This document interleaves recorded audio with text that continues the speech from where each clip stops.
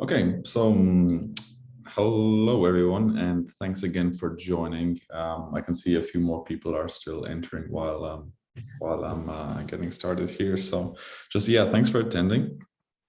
My name is Jared O'Reilly. I work here at IUSS Pavia and kind of organizing or taking care of these seminars with these guys every now and then.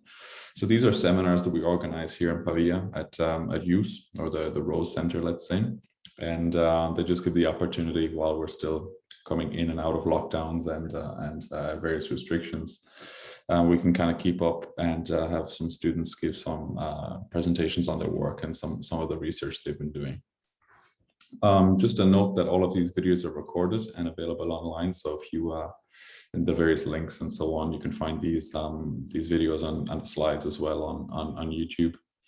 For example, I would just ask while we're recording this that everybody, I can see you all have your audio muted anyway, so just to keep that off during the presentation so we don't have any noise or anything like that.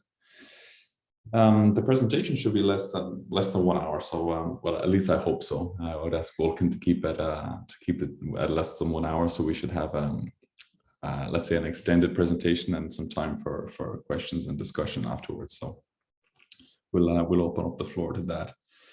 And I think that is it in terms of introductory information. So we'll cut to the chase. And today's presentation is by Volkan Özsaraç, if I'm saying that correctly. I know I'm not, but Volkan's going to give a presentation on is going to give us a presentation on the probabilistic seismic assessment on reinforced concrete bridges using simulated ground motion records. And not to give away any spoilers, but I think he's going to give us a quick presentation of some of the tools he's been using and working on as well after the presentation. So there's kind of a few different things, but all related to bridges, ground motions, and probability, let's say. So yeah, Volkan, the floor is yours. Thank you, Jared. Hello, everyone. It is Özsaraç, the correct pronunciation, but thank you. I'm aware that online presentations can be difficult to follow, yet I still thank you for joining today, and I hope you'll find my presentation interesting. As we all know, each day human civilization continue to grow and expand to the earthquake-prone regions, and as a result, associated seismic growth as well. And consequently, large earthquakes occurring in the last quarter century caused countless fatalities and significant damage in buildings and infrastructure and disruption in vital lifelines, thus great mental losses. And when it comes to Turkey, where I am from, actually, it was struck by a very strong one in 1999. And it caused significant number of deaths again, which we're not sure even today. And also the economic losses. And even if I was not aware, this event was actually decisive for my career choices in the future. And I was a child back then. I was living in a small city of Turkey, and it was on the verge of destruction after the earthquake. I was actually living in the building you see on the right side here, and some of the buildings in our street were collapsed. Some of them were damaged, as you see. Our building survived, but it took actually almost 2 years to make our building habitable again. And you can imagine the required amount of time to recover from the effects of earthquake for the whole city. Inevitably, all of these similar observations were around the world showed us that the strength is essential, but otherwise unimportant. So by the time we started understanding the behavior of the structures better, and the philosophy of seismic design shifted from adequate strength to the performance, and the concept of performance-based earthquake engineering found its way into our guidelines nowadays. In line with such trends, our vulnerability assessment approaches have also evolved to express seismic risk to the decision makers in an understandable way, using performance measures such as economic losses and downtime. And engineers started to make use of this. And eventually, with the availability of the computational power we have today, we have started using detailed nonlinear response history analysis to determine performance of the structure more and more commonly. Yet such analysis, as you know, requires as a fundamental step the selection of a set of suitable records. And hence, another prominent challenge in this field arises today, which is to select suitable set of ground motion records to perform seismic assessment of the structures. And in general, especially in the regions of inadequate seismic networks, it is unlikely to acquire regionally recorded ground motion sets from the strong earthquakes to provide meaningful statistical data in the structural analysis. And because of that, we used as a most common approach recordings of worldwide events. Yet another alternative today is to actually use regional simulated ground motions in the absence of available recorded ground motions with specific seismogenic features. So among the various approaches we have today, stochastic finite fold methods have been proposed as an alternative. It is very practical and versatile, but as you may be familiar with this ground motion simulation methods, but it is not very realistic in the long in generating long period ground motions. Yet it is very versatile and simple to perform, and it can be applicable to most of the engineering structures. And there are other methods, but they're quite complex and sometimes requires study of the region, study of the region, and not easy to perform all the time. So in the study, we were trying to use this stochastic ground motion simulations, in fact, and try to explore actually if we use these simulations, whether we are going to have something similar to what we have when we use real records, or what's going to happen actually. The thing is actually to check appropriateness of these kind of simulations while using risk metrics. Because in the past, people try to do that just based on a single earthquake, they try to verify appropriateness of this ground motions based on a single event which occurred in the past. So here we wanted to have a more broader perspective, and we wanted to see actually they can be applicable in any case for risk assessment as well. So for this purpose, we performed a seismic assessment of a case study bridge and a bridge portfolio using real and simulated record sets, and tried to quantify the similarities between the seismic demands and also the differences between the seismic demands and fragility curves and also the expected annual losses. The methodology we followed actually is briefly shown here. Firstly, we also needed to simulate a large set of ground motions, and again, we selected real and from the real and simulated record databases some ground motions for our analysis. In specific, we actually performed two types of dynamic analysis, which is called multiple stripe analysis and cloud analysis. And eventually, using these analysis results with different approaches, we derived fragility curves and economic losses. And in the end, we compared what we have from both approaches.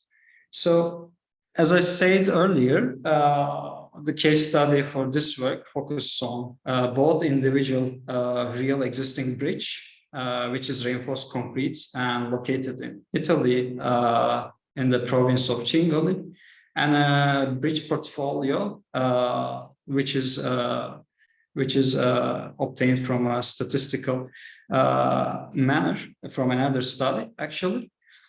And the considered single reinforced concrete bridge can be seen in this actual picture. And when it comes to the properties of this bridge, it has like 14 simply supported spans. It has very old metallic bearings, and where you can see actually its behavior. It has a shear locking system inside, and the piers have two different sections actually. It varies along the height at some points.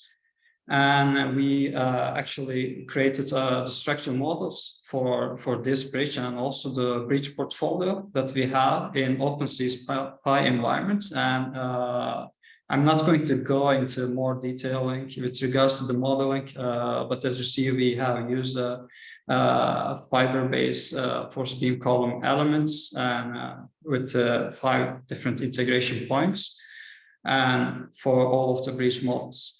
When it comes to the bridge portfolio, again, these are, as I said, more simple and can be representative of existing bridges in Mediterranean countries. This bridge portfolio composes of 50 straight reinforced concrete bridges. Unlike the Chingola bridge, they're less irregular, I would say, but there are, of course, definitely irregular bridges as well, since the height of piers change continuously. And pier-to-deck connections of these bridge portfolio were accomplished by non-sacrificial shear case. Thus, only differential movements between the deck and substructure were not possible.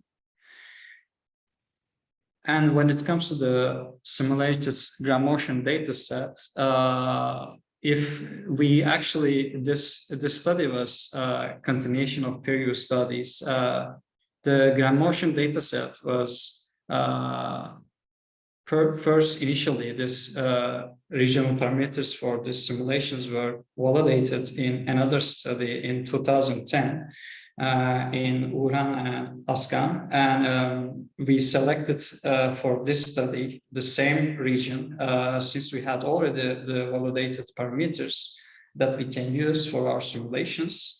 It is Düzce, located in Turkey.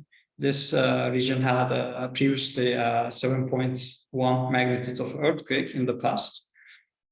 And we have used, as I said, stochastic finite fault modeling based on the dynamic frequency approach. More details can be found in Motetidian and Atkinson in 2005.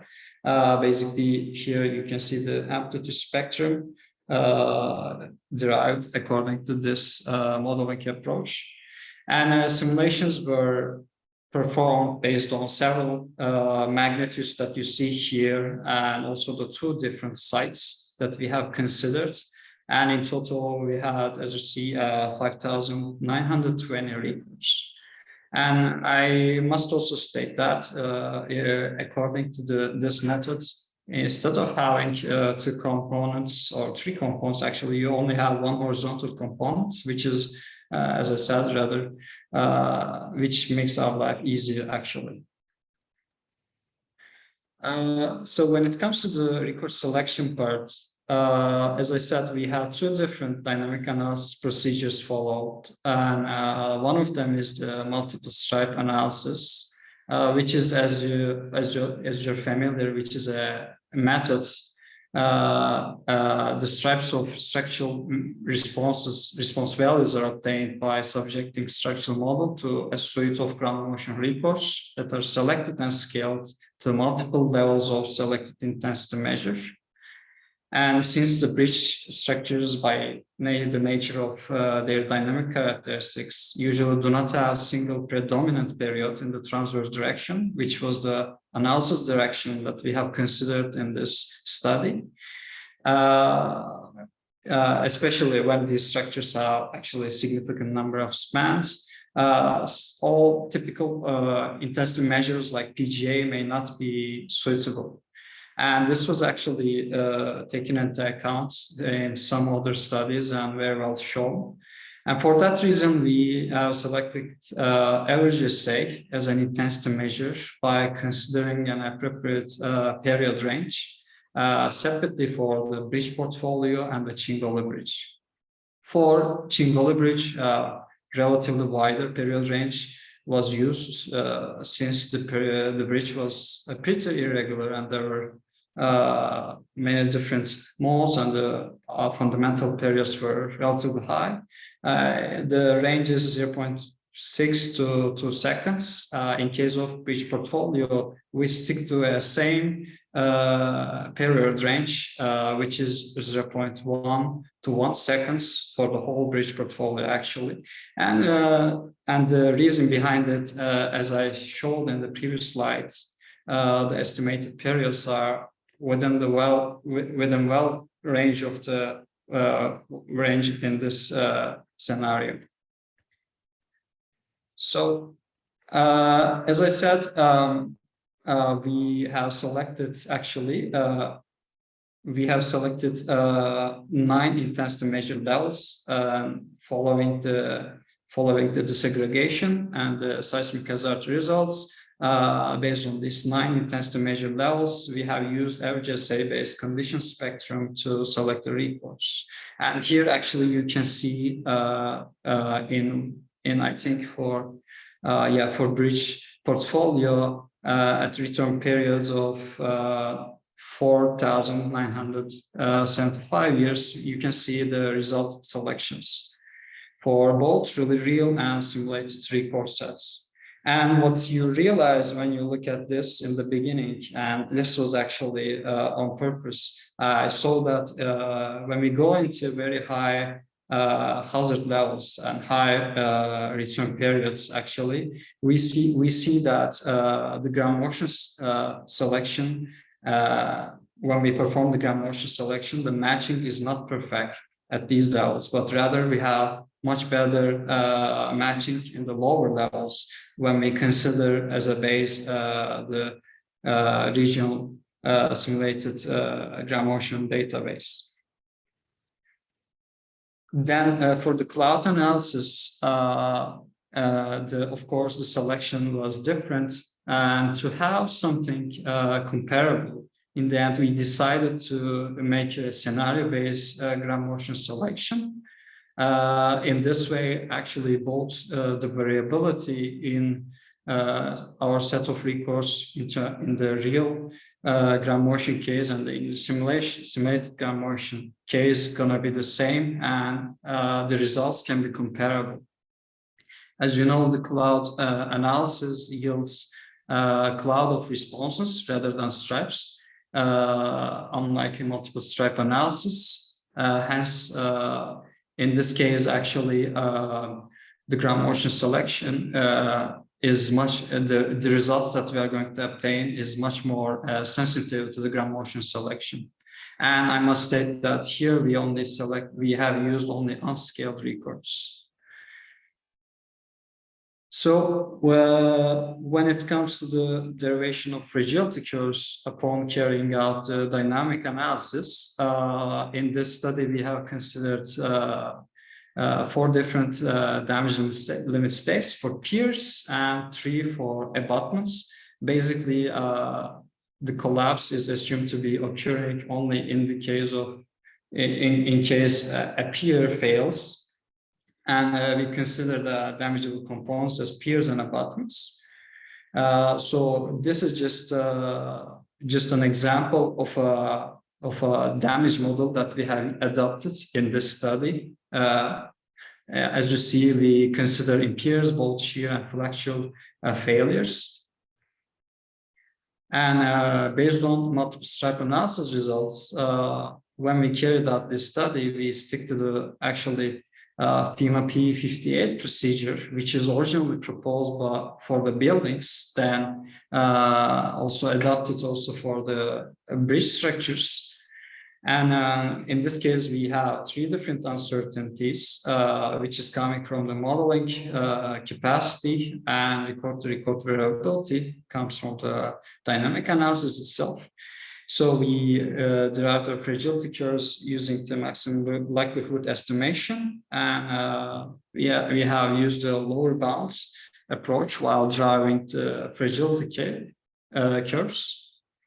When we come to the cloud analysis results.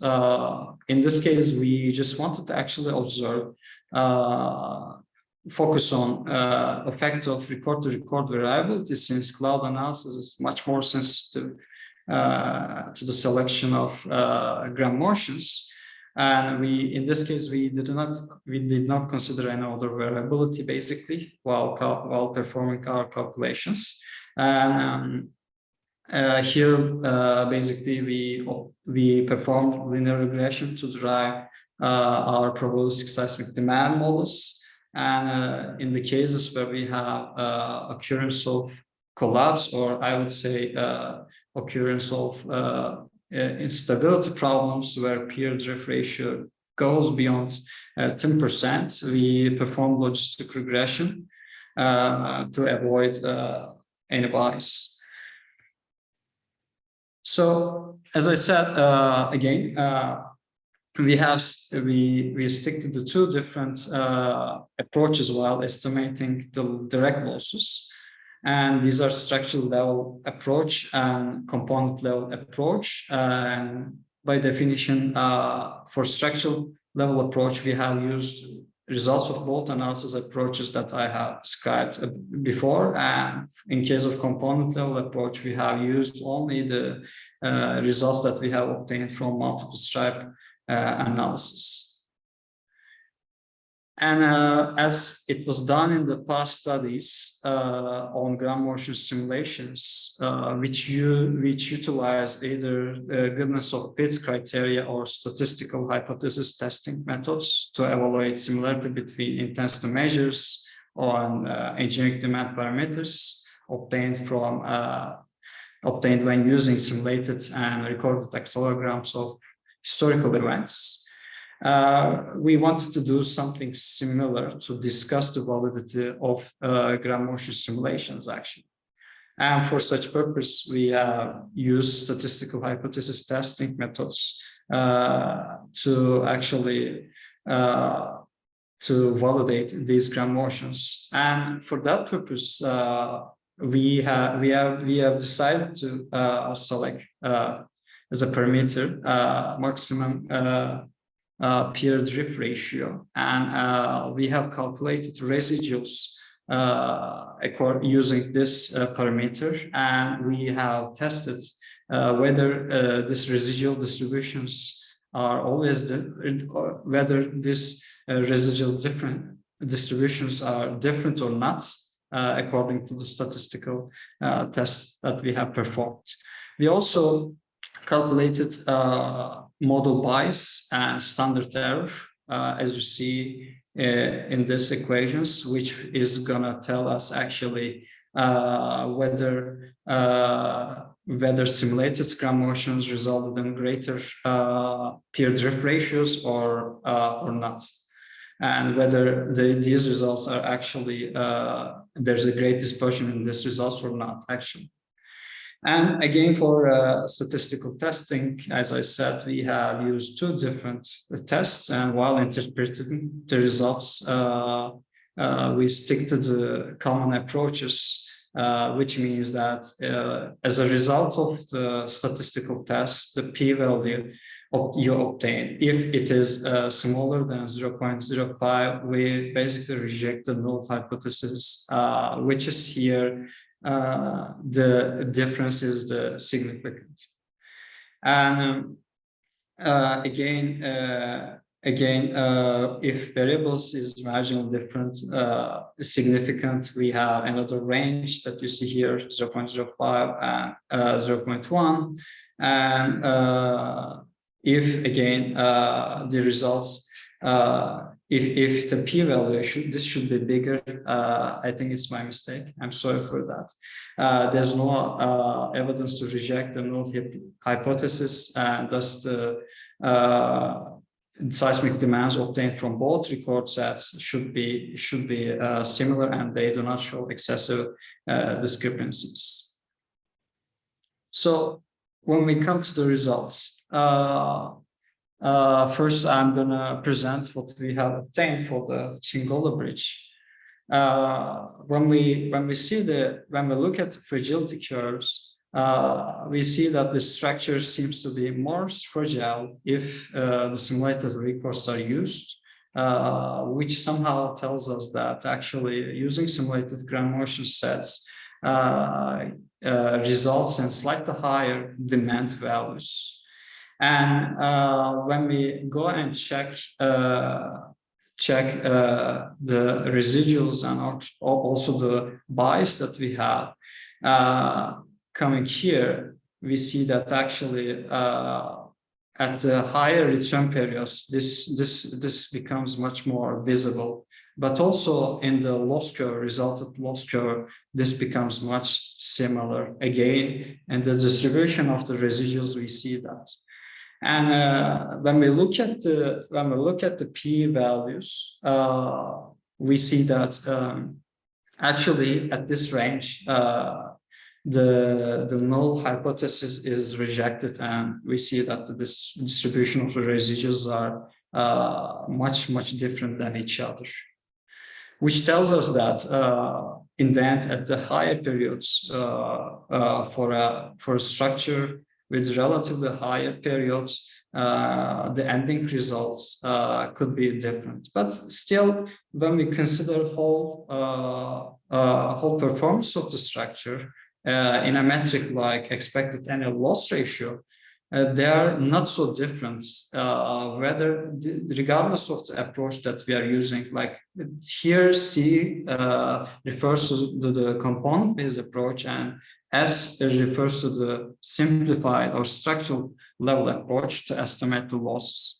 They're quite close values, even though at the higher levels, we have significant differences. Here, annual rate of exceedance is quite low, and thus overall performance, if you consider a single metric, is not significantly affected. When it comes to the results of cloud analysis, here the claim was that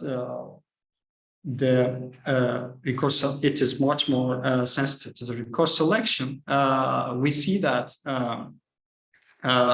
again similar results are obtained, and actually in this case we see that again structure is much more fragile when we use simulated ground motions. Actually, not much more fragile, but let's say it is a bit more fragile because we just checked the residual, the parameters of the fragility curves, and we see that the median value is around 12% greater, and whereas this dispersion was actually much smaller. And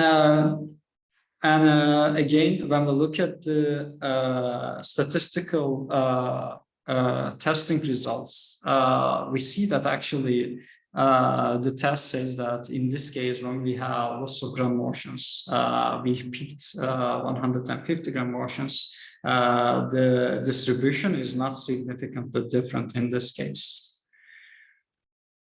So coming back to the bridge portfolio, first again, I'm going to present the results from what we obtained with multiple step analysis. When we look at the bridge fragility curve parameters, we see that in general, actually, they're quite similar. And there were no significant difference when we look at from the overall perspective in all the damage zone states. And when we look at the mean values of these parameters, we see that there's no significant difference between the two approaches. And I would like to note that we also in the beginning stated that we stuck up with this simulation approach. In the smaller period range, we have more realistic ground motions, and thus we expect actually much more similar results.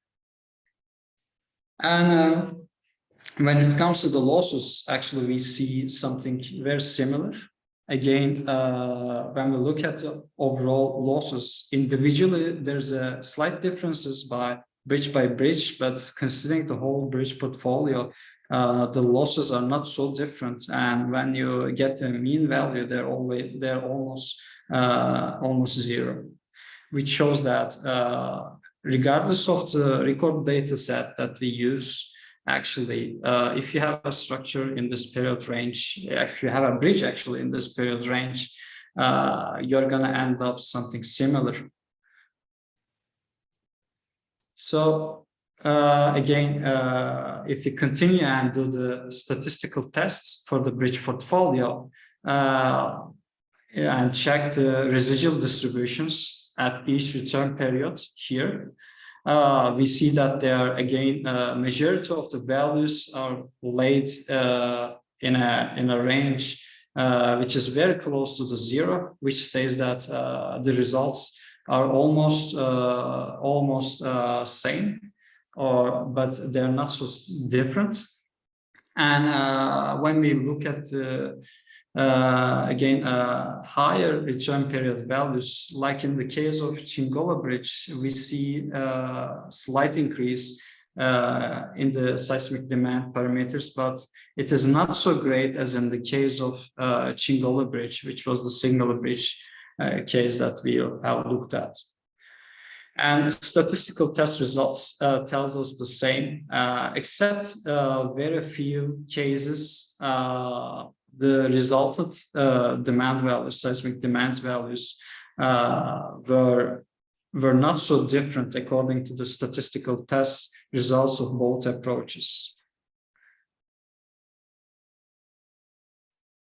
Again, when we come to finally the results for cloud analysis in the case of bridge portfolio, in this case we see that we have only considered as a variability in the fragility curve derivation, record-to-record variability. And when we just look at this variability, we see that even if the median values that we have obtained in our seismic demand models are sufficiently close, which is the case here. If you look at the global picture, considering all of the cases that we have analyzed here, the overall value, which is overall ratio, is almost zero when we take the logarithm of the two parameters. And which states that actually the expected demand in both cases are the same. But when we look at the dispersion values, if you use simulated gram motions, it is going to be much less compared to the case where we use recorded gram motions, which tells us that this can be sometimes advantageous, in my opinion, if you go and try to assess a specific structure located in a specific location, and you can just, if you know the region very well, you can just have certain seismogenic features in your gram motions, and you can just reduce the variability using the simulated gram motions. But the purpose of this study is not to discuss which one is more appropriate, but to see whether actually enriching our gram motion databases with this kind of with gram motion simulations are suitable or not.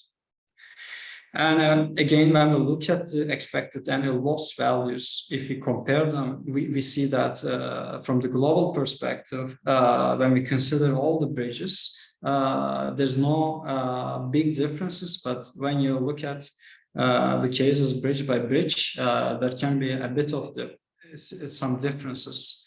But again, they're not very great in my opinion. So the statistical tests again confirm just what I said. When you consider all the bridge portfolio and all the residuals that we have obtained, majority of this residuals lay in a very small range, which is very close to zero. And again, if you look at the bias it is very close to zero, which confirms that the resultant demands are very similar from both ground motion recourse sets.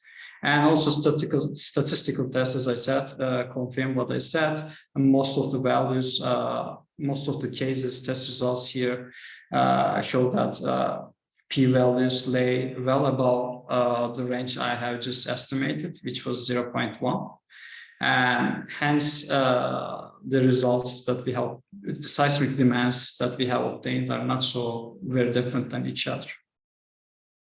So to conclude this presentation, I would say in case of multiple stripe analysis, we have seen that a wider recourse set or different simulation methods might be required, since it was rather difficult to select ground motions that are compatible with the target spectrum at higher intensity measure levels. If we are going to use ground motion simulations in this framework.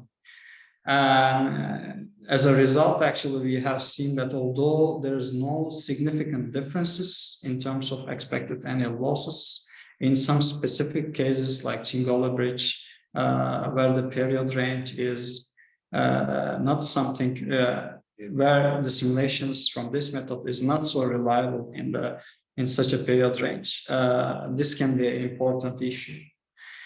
And simulated recourse in this case are proven to be more suitable for scenario-specific seismic assessment approaches, as sufficient number of recourse with relatively narrow range of seismological parameters from regional simulated ground motions can be selected, because in the case of regional recorded real recourse, to be able to satisfy all the criteria, it was rather difficult. And as you may remember, it was not so perfect, the matching in the case of real recourse. Well, if you use simulated ground motions, it was actually much easier to find recourse which well suit the target spectrum that we are having. Regardless of the nonlinear dynamic analysis procedures that we have used in this case, the results of statistical tests indicated that simulated recourse can be used as an alternative to real recourse for structural analysis purpose, because we have seen that we have seen that all the statistical test results ended up p-values which were greater than 0.1, and which told us that actually the seismic demands, resultant seismic demands, at least in terms of peer-drift ratio, were not so different. If we are going to follow something like this, some framework like this, actually the simulated ground motions can be suitable for our structural analysis purposes. And choice of ground motion database actually in the end did not have significant effect on the fragility function parameters or expected annual loss values, especially when we were working on structures with relatively low fundamental periods.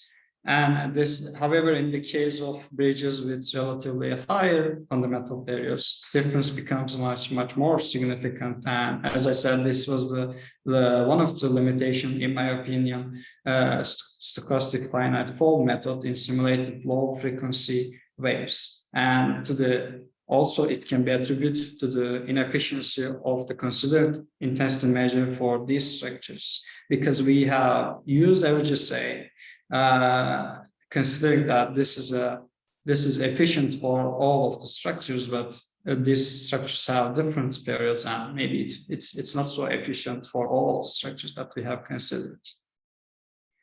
And lastly, we have said that the cloud analysis is much more sensitive to the selected ground motions, especially when we employ unscaled recourse.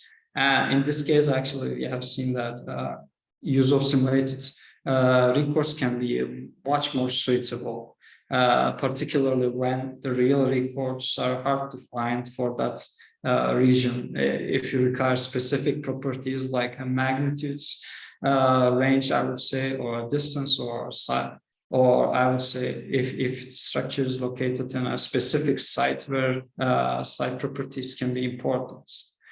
And regardless of the structure, we have seen that the dispersion of the fragility curves or the record-to-record variability was significantly reduced when we use simulated gram motions in this case. And also, this further confirmed that we can use simulated gram motions based on region validated parameters for performing probabilistic seismic assessment of RC bridges like this. And knowing that there are capabilities of the stochastic finite fault simulating methods. Lastly, before I finish, as Gerard mentioned, I would like to introduce some of the tools that I have developed while performing this study, which I call actually the easy framework in the end, because I thought that all the things that I have mentioned somehow can be automated in a framework which can actually then be used in the future works and can be improved by the people. And among these tools, I have developed several things, which was one of them was what I call EasyGM. I use this for record selection and signal processing, actually. And the second tool was the bridge modeling analyzing tool, which is the S-bridge. So all the this somehow semi-automates the modeling of reinforced concrete bridges. And finally, based on what I have just presented, and with another tool, we can calculate the eventual fragility curves and eventual the loss curves that is going to be derived. So you can find this in my GitHub if you would like to. Although these are not very complete, the second and the third tool, I think that I have very well completed the first tool, and it's very stable at the moment. So if you click on this link, it will direct you to my GitHub, and you'll find the necessary explanations to install this tool here.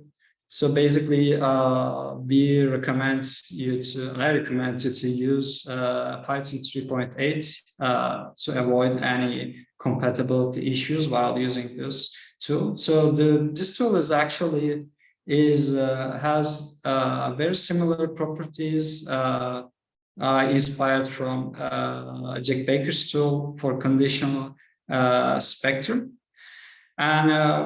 And the difference here is that we are able to select gram motions based on average SA, and we are able to select gram motions while we are able to create a condition spectrum by using any gram motion prediction model available in the OpenCrack hazard library, which is an immense library that you can find many different gram motion prediction equations, and it can be important sometimes if you want to work on specific region and use a regional gram motion prediction equations, for example.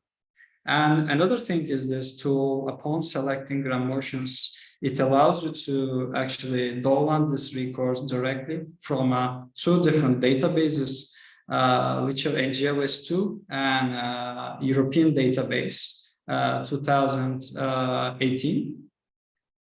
So what you only need to do, install this tool and having account in these two websites. Then you can just directly use this tool to, for example, select whatever you want, select the records that you want to have. So I provided here a binder link. It just directs you to server. In this server, you'll find an examples and a tutorial which explains what does this tool do and what functions it has. If you go and open this link, you'll basically see how to use this server and what results that you are going to have in the when you run this this program. Actually, if you want to select gram motions based on condition spectrum, as I said, the following outputs in the end will be produced by the software, which is the target spectrum shape, which is a target spectrum, which is an object that has all the options that you have set for the selections, the gram motions themselves inside the folder, output folder, and then the records, which are named in the end with the scaling factor that is applied. Another file which includes the gram motion record names and also the time steps of all gram motions that you have already selected. These are very well explained in this tutorial.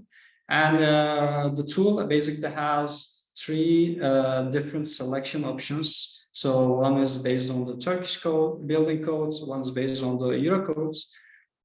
And it has another module which is called utility to plot, write, or download the records that you have just seen. And then it allows you to process the records, as I said. If you go down here, you'll see that it has the signal processing tools. Basically, it allows you to filter gram motions or get necessary parameters like seismological parameters, or I would say intensity measures that you would like to calculate, for example. And then it allows you to also post-process the OpenQuake results, OpenQuake seismic hazard analysis results that you have obtained. And for each of these properties, I have provided several examples, as I said. So this was the first one. If you go to condition spectrum-based selections, you will see that you have to set up several things. You have to initiate the object, and you have to create the target spectrum based on input parameters that you have defined to create this target spectrum. It can be conditional or unconditional. In this case, it is the condition spectrum, as you see. Then you perform selection again based on the options that you have provided. Then you can download this with another functions that we have. You just need to set up your credentials here. And then again, you can write this output, this records in such a format that you can use it easily without having, the format of the NGOS2, the peer, I would say, or format of the European database. So these two examples basically explain how to use both record databases and how to select gram motions using these two different record databases.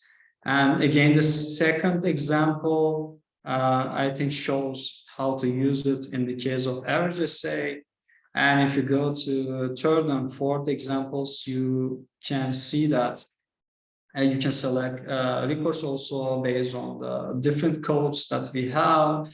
And if you go to fifth example, you might see that this tool actually becomes very handy when you want to perform multiple stripe analysis, as I did in this study, because basically, since you have OpenQuake installed, you can directly perform probabilistic seismic hazard analysis using OpenQuake if you have already the seismic hazard model, source model, I would say all the files that you require to run your seismic hazard through OpenQuake. You can directly post-process this one inside this, and you can get the disaggregation results, and eventually, with a very simple for loop, you can just select all gram motions at different intensity measure levels. So these are all automated.